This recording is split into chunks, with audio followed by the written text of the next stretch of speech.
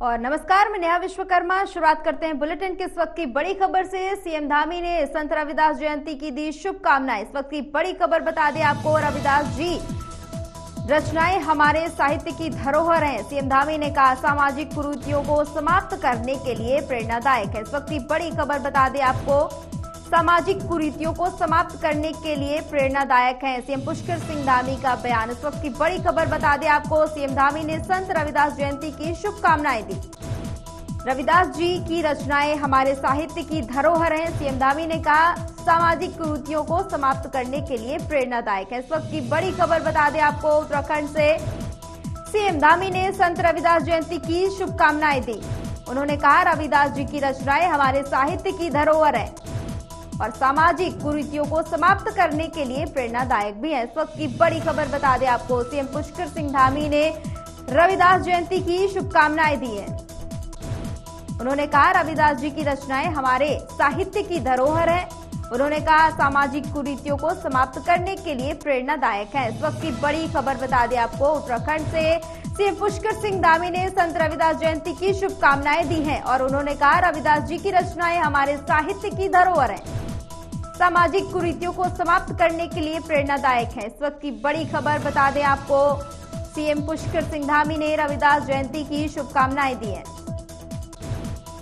रविदास जी की रचनाएं हमारे साहित्य की धरोहर हैं, सीएम धामी ने कहा। उन्होंने कहा सामाजिक कुरीतियों को समाप्त करने के लिए प्रेरणादायक है।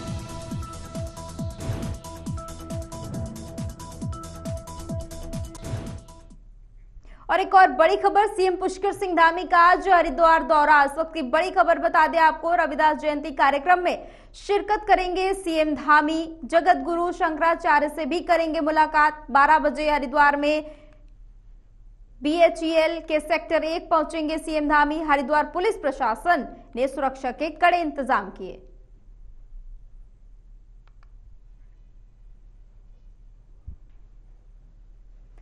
बता दें आपको, आज हरिद्वार जाएंगे सीएम पुष्कर सिंह धामी। प्रशासन की ओर से तमाम सुरक्षा के कड़े इंतजाम किए गए हैं। सीएम पुष्कर सिंह धामी का आज हरिद्वार दौरा। रविदास जयंती कार्यक्रम में शिरकत करेंगे सीएम पुष्कर सिंह धामी। उन्होंने रविदास जयंती की सभी को शुभकामनाएं भी दी हैं। इस बीच अब हरिद्वार दौरे पर जा रहे हैं सीएम पुष्कर सिंह धामी। 12 बजे हरिद्वार में BHEL के सेक्टर 1 पहुंचेंगे सीएम धामी। हरिद्वार पुलिस प्रशासन ने सुरक्षा के पुख्ता इंतजाम किए।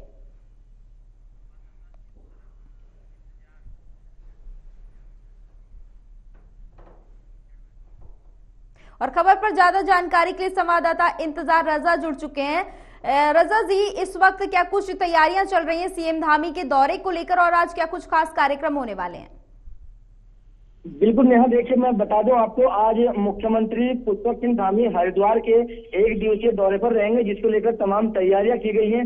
आज जिस तरीके से शेड्यूल तय किया गया है, करीब 10:20 पर दिल्ली से हेलीकॉप्टर के माध्यम से सीधे हरिद्वार के बेचल स्पोर्ट्स स्टेडियम में बनाए गए हेलीपोर्ट पर उनका हेलीकॉप्टर लैंड करेगा और करीब 11 बजे मुख्यमंत्री हरिद्वार पहुंच जाएंगे। जिसके बाद जो तैयारियां की गई हैं, मैं सुरक्षा की यहाँ पर नया बात करूं तो चप्पे चप्पे पर पुलिस बल तैनात किया गया है और हेलीपैड से लेकर कार्यक्रम स्थल तक विशेष पुलिस बल की यहाँ पर तैनाती की गई है। नेता वहीं नेहा, मैं आपको बता दूं कि आज रविदास जयंती जन्मोत्सव के महोत्सव पर आयोजित कार्यक्रम रविदास मंदिर सेक्टर 1 बेचल के परिसर में कार्यक्रम का आयोजन होना है, जिस कार्यक्रम में मुख्यमंत्री पुष्कर सिंह धामी बतौर मुख्य अतिथि यहाँ पर शिरकत करेंगे और रविदास जन्मोत्सव में यहाँ पर हिस्सा लेंगे।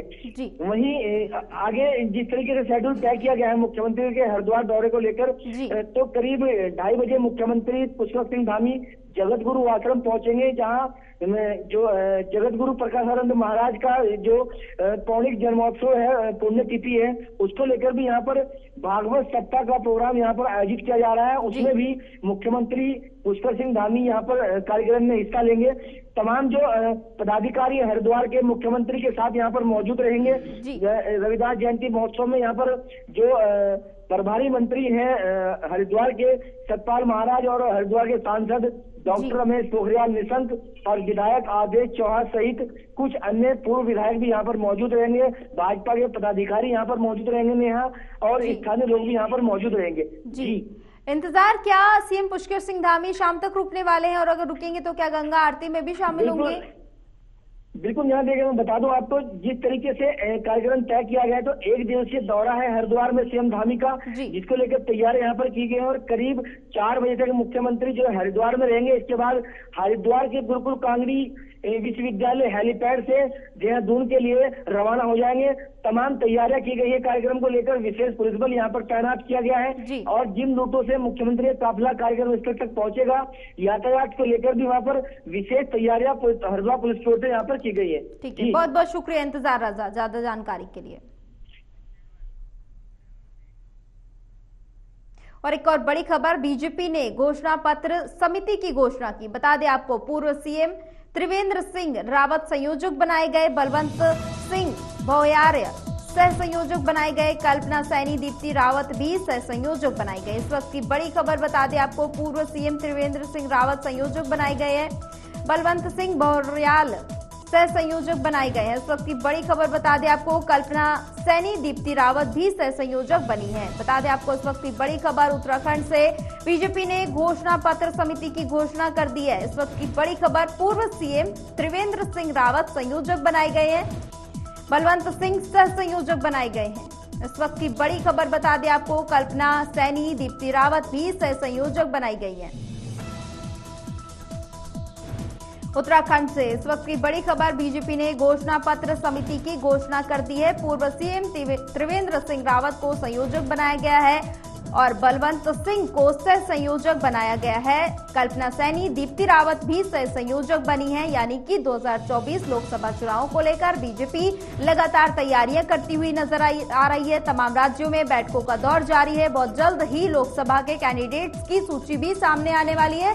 इसी बीच उत्तराखंड से ये बड़ी खबर बता दें आपको, बीजेपी की ओर से ये बड़ी घोषणा कर दी गई है। कल्पना सैनी दीप्ति रावत सह संयोजक बनी है। इस वक्त की बड़ी खबर बता दें आपको, बीजेपी ने घोषणा पत्र समिति की घोषणा कर दी है और पूर्व सीएम त्रिवेंद्र सिंह रावत संयोजक बनाए गए हैं, बलवंत सिंह सह संयोजक बनाए गए हैं।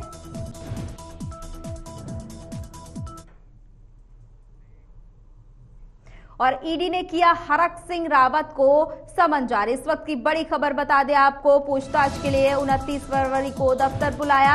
एनफोर्समेंट डायरेक्टर रेट के ऑफिस में पेश कर सकते हैं। 29 फरवरी को पेश हो सकते हैं हरक सिंह रावत। केंद्रीय एजेंसी ने हरक और बहु अनुकृति को भेजा समन। वन मंत्री रहते हुए अवैध पेड़ कटान, अवैध निर्माण का मामला। बता दें आपको इस वक्त की बड़ी खबर उत्तराखंड से, वन मंत्री रहते हुए अवैध पेड़ कटान, अवैध निर्माण का मामला है, जिसको लेकर अब हरक सिंह रावत को समन पेश किया गया है। ईडी ने किया हरक सिंह रावत को समन जारी। इस वक्त की बड़ी खबर, पूछताछ के लिए 29 फरवरी को दफ्तर बुलाया गया है। 29 फरवरी को पेश हो सकते हैं हरक सिंह रावत।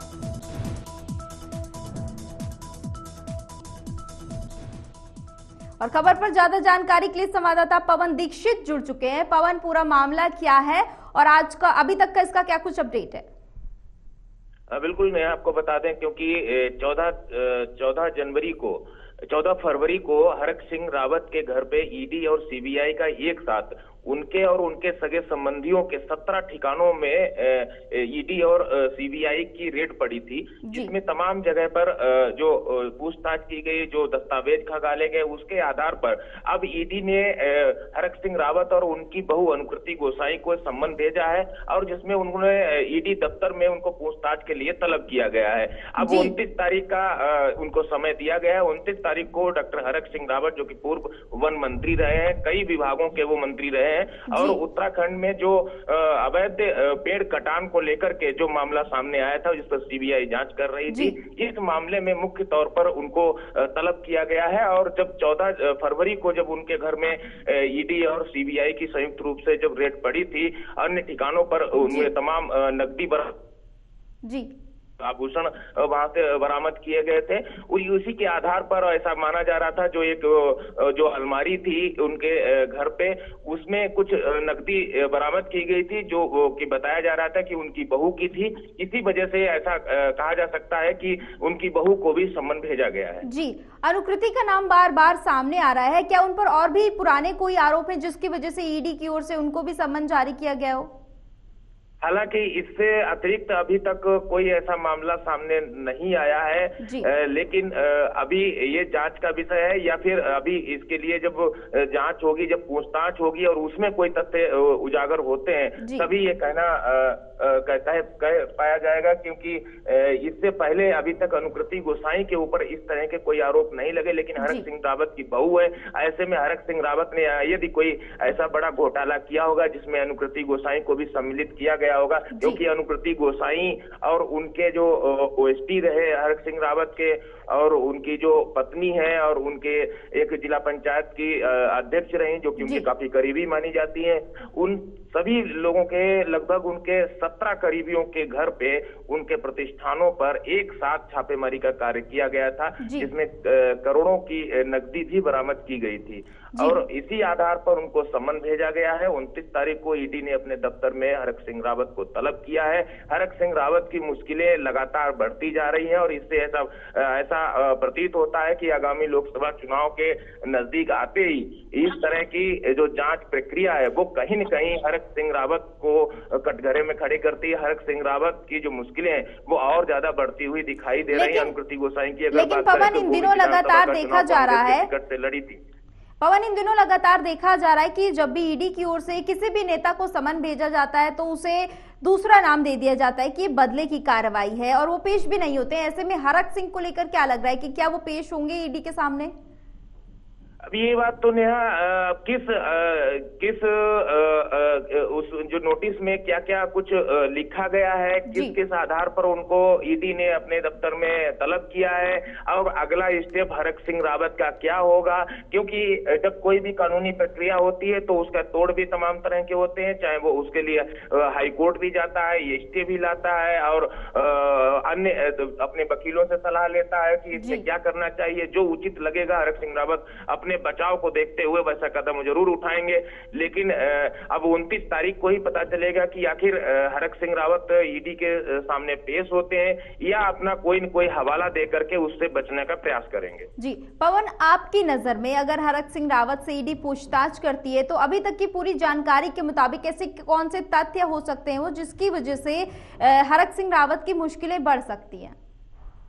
बिल्कुल नेहा, जब ईडी उनसे पूछताछ करेगी, क्योंकि जो उनके द्वारा जब वो वन एवं श्रम मंत्री रहे हैं तो श्रम विभाग में भी कई घोटाले उजागर हुए थे, उनकी भी सीबीआई जांच चल रही है। वहीं वन विभाग में अवैध पेड़ों के कटान का मामला जो था वो काफी गंभीर मामला था, उसमें तमाम वन विभाग के अधिकारियों पर भी आंच आई थी, उनको भी सस्पेंड भी किया गया, उन पर कानूनी कार्रवाई की गई। इसके साथ ही जब हरक सिंह रावत के घर पे उस दिन ईडी और सीबीआई के छापेमारी हुई थी तो उसी समय जो पटनायक वन विभाग के बड़े अधिकारी रहे हैं और पोल्यूशन कंट्रोल बोर्ड के भी वो चेयरमैन थे, तो उससे पहले उन पर कार्रवाई सरकार के द्वारा जरूर की गई थी, लेकिन ईडी ने भी उनके घर में करोड़ों रुपए की नकदी बरामद की थी। एक साथ इस तरह के जब कोई कार्रवाई होती है तो उसमें इस तरह की जब वहां पर नकदी अगर बरामद होती है, पैसा बरामद होता है और अन्य तथ्य जब सीबीआई और ईडी ने जुटाया और उसके बाद में उस पर अध्ययन करने के बाद ही ये नोटिस भेजा गया होगा। और ये नोटिस जब भेजा गया है तो इससे कहीं न कहीं आगे आने वाले भविष्य में, क्योंकि हरक सिंह रावत एक ऐसा नाम था, ऐसे कहा जाता था, गढ़वाल शेरे गढ़वाल का नाम हरक सिंह रावत को दिया जाता था। अब आज हरक सिंह रावत भारतीय जनता पार्टी से पिछली बार हरीश रावत सरकार को गिराने में भी उनकी अहम भूमिका रही थी 2016 में, और उसके बाद उन्होंने भारतीय जनता पार्टी का दामन थाम लिया था। भारतीय जनता पार्टी की सरकार 17 से और जब 22 तक रही है, उस सरकार में वो वन मंत्री रहे हैं और उसी दौरान के ये कुछ मामले हैं जो कि अब उजागर हो रहे हैं और इस पर एक एक करके हरक सिंह रावत की मुश्किलें बढ़ रही हैं। तो ऐसा भी माना जा रहा है, चाहे वो सत्ताधारी पार्टी भारतीय जनता पार्टी हो और या फिर पूर्व में ये कांग्रेस में रहे हैं, वर्तमान में भी कांग्रेस में है, तो कांग्रेस के भी तमाम वरिष्ठ नेता उनसे खुश नहीं है। कहीं न कहीं इस कार्रवाई से उन नेताओं को भी हरक सिंह रावत पर एक बार फिर से कार्रवाई करने से अपना बदला चुकाने का मौका मिल रहा है। तो वहीं बीजेपी भी, क्योंकि बीजेपी को इन्होंने ऐसे वक्त पर झटका दिया था कि हरक सिंह रावत अपने आप को मानते थे, मौसम वैज्ञानिक के तौर पर देखते थे। इसी वजह से हरक सिंह रावत ने तमाम दलों में रहते हुए सत्ता का सुख भोगा है और आज हरक सिंह रावत की मुश्किलें बढ़ रही हैं। तो जिन जिन लोगों को, जिन जिन पार्टियों को हरक सिंह रावत ने धोखा दिया है वो आज काफी प्रसन्न दिखाई दे रहे हैं। ठीक है, बहुत बहुत शुक्रिया पवन ज्यादा जानकारी के लिए। और एक और बड़ी खबर, बीजेपी प्रदेश अध्यक्ष महेंद्र भट्ट का बड़ा बयान। बता दें आपको इस वक्त की बड़ी खबर, महेंद्र भट्ट का बड़ा बयान सामने आया है। स्टेट पार्लियामेंट्री बोर्ड बैठक अब 27 फरवरी को होगी। सुबह 11 बजे आयोजित की जाएगी ये बोर्ड बैठक, जिसमें नाम भी तय होंगे। बता दें आपको 5 प्रत्याशी कौन कौन होंगे ये जल्द ही पता चलेगा, यानी कि उत्तराखंड की 5 लोकसभा सीटों पर जल्द ही फैसला हो जाएगा। इस वक्त की बड़ी खबर बता दें आपको, वो 5 प्रत्याशी कौन कौन होंगे इस पर जल्द ही फैसला आ सकता है। बीजेपी प्रदेश अध्यक्ष महेंद्र भट्ट का बड़ा बयान सामने आया है। उन्होंने बताया है कि स्टेट पार्लियामेंट्री बोर्ड बैठक अब 27 फरवरी को होगी। सुबह 11 बजे ये बैठक आयोजित की जाएगी, जिसमें जो भी नाम तय होंगे उन्हें भेज दिया जाएगा। इस वक्त की बड़ी खबर, 5 प्रत्याशी कौन होंगे ये जल्द ही पता चल जाएगा। बड़ी खबर बता दें आपको उत्तराखंड से इस वक्त की, बीजेपी प्रदेश अध्यक्ष महेंद्र भट्ट का लोकसभा चुनाव के प्रत्याशियों को लेकर बड़ा बयान सामने आया है।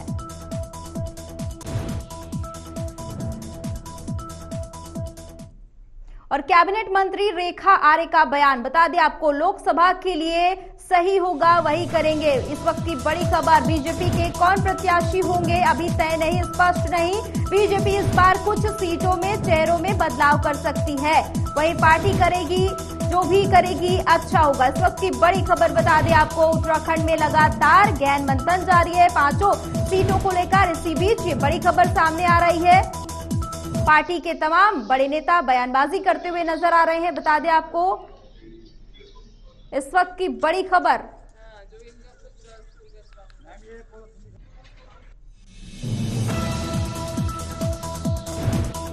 बता दें आपको इस वक्त की बड़ी खबर सामने आ रही है। कैबिनेट मंत्री रेखा का बयान सामने आया है। उन्होंने कहा लोकसभा के लिए जो होगा सही होगा। इस वक्त की बड़ी खबर बता दें, उन्होंने कहा बीजेपी के कौन प्रत्याशी होंगे ये जल्द तय होगा। बीजेपी इस बार नए चेहरों को भी मौका दे सकती है। इस वक्त की बड़ी खबर, 5 सीटों को लेकर लगातार गहन मंथन जारी है। और इसी बीच ये बड़ी खबर सामने आ रही है, उत्तराखंड से कैबिनेट मंत्री रेखा आर्य का बयान सामने आया है, जिसमें उन्होंने कहा कि लोकसभा के लिए जो भी होगा सही होगा। बता दें आपको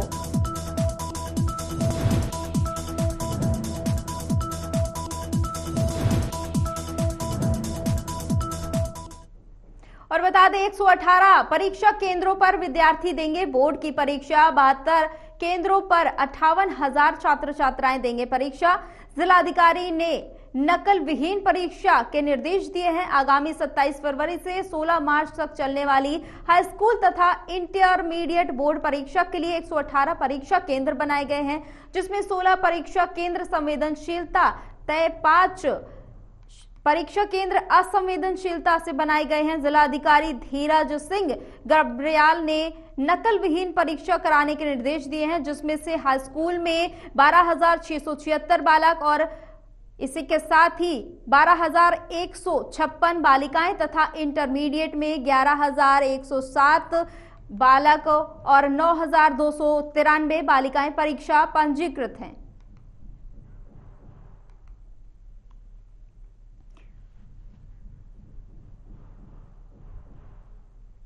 और खबर पर ज्यादा जानकारी के लिए संवाददाता इंतजार रजा जुड़ चुके हैं। किस तरह से तैयारियां की गई हैं परीक्षाओं को लेकर? तो आपको आने वाली 27 फरवरी से 16 मार्च तक जो बोर्ड की परीक्षाएं हैं उनका समय रखा गया है और 27 फरवरी से बोर्ड की परीक्षाएं शुरू हो जाएंगी। और हरिद्वार जिले में नया करीब 118 परीक्षा केंद्र बनाए गए हैं, जिनमें करीब 45,232 जो विद्यार्थी हैं वो बोर्ड की परीक्षाएं देंगे, जिसको लेकर तमाम तैयारियां की गई हैं। और हरिद्वार के जो जिलाधिकारी हैं धीरज सिंह गर्ब्याल, उनके द्वारा परीक्षा को नकल विहीन कराने के लिए दिशा निर्देश यहाँ पर जारी किए गए हैं। सभी जो अधिकारी हैं उनको यहाँ पर लेकर यहाँ पर समीक्षा बैठक यहाँ पर की गई है। सुरक्षा को लेकर यहाँ पर परीक्षा पत्र जो कक्ष है वहाँ पर सीसीटीवी कैमरे की जो निगरानी है उसको लेकर यहाँ पर दिशा निर्देश यहाँ पर जारी किए गए हैं। पुलिस बल की तैनाती परीक्षा केंद्रों के बाहर यहाँ पर रहेगी और परीक्षा केंद्रों की 144 मीटर की परिधि के चारों ओर यहाँ पर पुलिस बल यहाँ पर तैनात रहेगा और किसी भी तरह के असामाजिक तत्वों या फिर परीक्षा में बाधा डालने वाले किसी भी तत्वों को परीक्षा केंद्र के आसपास नहीं यहाँ पर भटकना दिया जाएगा, जिसको लेकर 2 सशस्त्र दल दस्तों का भी यहाँ पर गठन किया गया है नया। और मैं बता दूं आपको, जिस तरीके से बोर्ड परीक्षाएं शुरू होंगी और बोर्ड परीक्षा में करीब 45,232 जो विद्यार्थी हैं वो यहाँ पर पंजीकृत किए गए हैं, जिनमें हाई स्कूल की अगर मैं बात करूं तो 12,676 जो बालक हैं और 12,156 जो बालिकाएं हैं जो हाई स्कूल की बोर्ड परीक्षाएं देंगी। वहीं अगर इंटरमीडिएट की नया यहाँ पर बात की जाए तो करीब 11,107 बालक हैं और 9,293 बालिकाएं हैं जो इंटरमीडिएट की बोर्ड परीक्षा देगी और कुल मिलाकर 45,232 जो विद्यार्थी हैं वो बोर्ड परीक्षा के लिए यहाँ पर पंजीकृत किए गए हैं। जी ठीक है, बहुत बहुत शुक्रिया इंतजार आजाद, ज्यादा जानकारी के लिए। और एक और बड़ी खबर, प्रदेश कार्यालय में यूकेडी की बैठक बता दें आपको आयोजित की गई है। बैठक आगामी चुनाव को लेकर ये बैठक आयोजित की गई है। क्षेत्रवार बूथ लेवल में दल को मजबूत करने पर चर्चा की जाएगी। 5 सीट पर प्रत्याशियों को उतारने पर मंथन किया जाएगा। उत्तराखंड क्रांति दल के कचहरी स्थित कार्यालय में ये बैठक हुई है। इस वक्त की बड़ी खबर बता दें आपको, 5 सीटों पर प्रत्याशियों को उतारने पर बैठक में चर्चा। उत्तराखंड क्रांति दल के कचहरी स्थित कार्यालय में हुई बैठक। इस वक्त की बड़ी खबर, प्रदेश कार्यालय में यूकेडी की आज बैठक आयोजित की गई। आगामी चुनाव को लेकर यह बैठक आयोजित की गई। अनिल थापरियाल की ओर से बताया गया, क्षेत्रवार बूथ लेवल में दल को मजबूत करने के लिए बैठक में चर्चा हुई।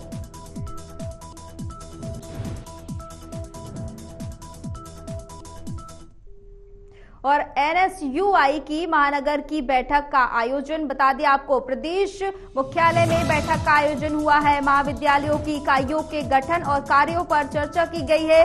नई इकाइयों का गठन किया गया है। एनएसयूआई अध्यक्ष की ओर से ये जानकारी दी गई है।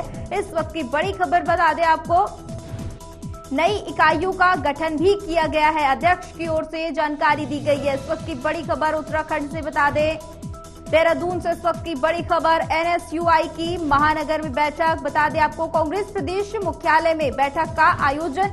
महाविद्यालयों की इकाइयों के गठन और कार्यों को लेकर चर्चा हुई है। नई इकाइयों का गठन भी किया गया है। इस वक्त की बड़ी खबर बता दें आपको, देहरादून से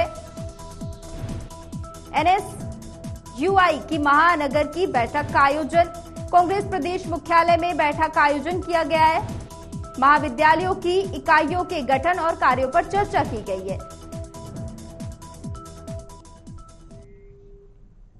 और उत्तराखंड के खास बुलेटिन में फिलहाल इतना ही। देश और दुनिया की तमाम खबरों के लिए देखते रहिए AMV नेटवर्क। नमस्कार।